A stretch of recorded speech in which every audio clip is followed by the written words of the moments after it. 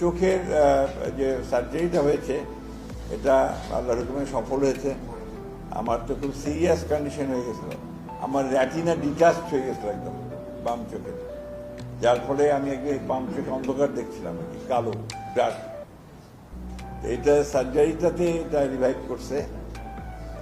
আশা করি এটা এখন অ্যাডজাস্টমেন্টের ব্যাপার আছে, এটা হয়ে যাবে। So I am quite hopeful. আর এমনি জেনারেল হেলথ যা ছিল তাই আছে, মানে প্রবলেমেটিক যেটা। আমি কিন্তু আজকে আসছি শুধু আপনাদের সঙ্গে জাস্ট দেখা করা, গল্প করা। না, সে তো হবেই। আপনাদের সঙ্গে কথা বললে কি আর আপনার সংবাদ ছাড়া, রাজনীতি ছাড়া কথা বলা যাবে?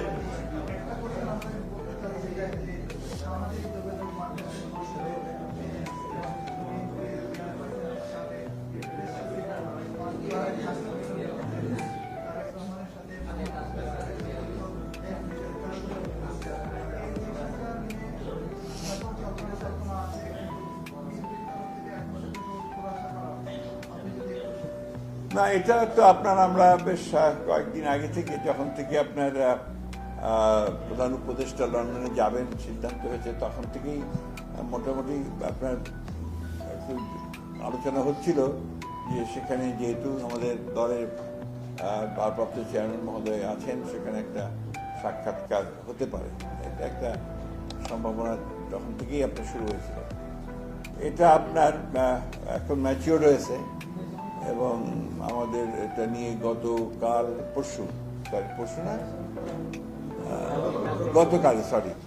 গতকালই আপনার আমাদের একটা স্ট্যান্ডিং কমিটি মিটিংও হয়েছে। এটা আপনাদের জানানো দরকার যে চেয়ারম্যান সাহেব নিজে অসুস্থ থাকে, অসুস্থ থাকার পরে উনি নিজে মিটিং করেছেন। ওনাকে ফর্মালি দাওয়াত করা হয়েছে মিটিংয়ের জন্য। এটা আপনার 13 তারিখে 9টা থেকে 11টা পর্যন্ত লন্ডন টাইমে এই সময়টা দেওয়া হয়েছে আর কি। তো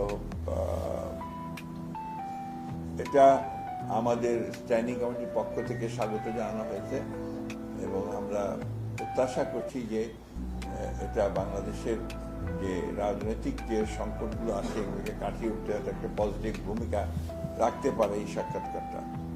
একই সঙ্গে আমি ব্যক্তিগতভাবে মনে করি যে সাম্প্রতিককালের রাজনৈতিক যে প্রেক্ষাপট, যে অবস্থান, এটা একটা বড় ইভেন্ট, এটা একটা টার্নিং পয়েন্ট হতে পারে আপনার কি। যদি সব কিছু সঠিকভাবে চলে তাহলে নিঃসন্দেহে এটা একটা টার্নিং পয়েন্ট হতে পারে। কারণ বর্তমান